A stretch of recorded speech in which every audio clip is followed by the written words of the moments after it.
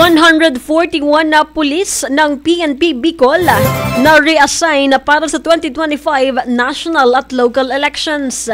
Ang buong detalye ng balita, nasa linya po ang aming station manager, Estela Duran. Bicol Network News Report!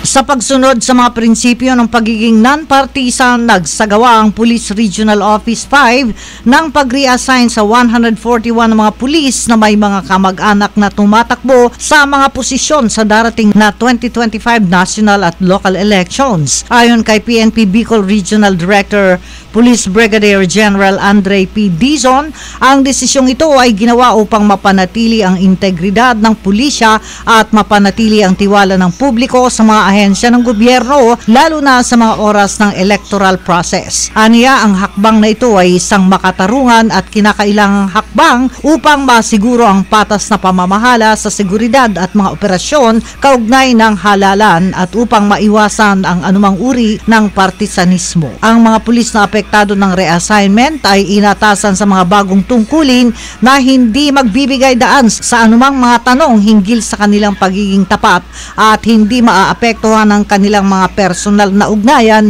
sa mga kandidato sa darating na halalan.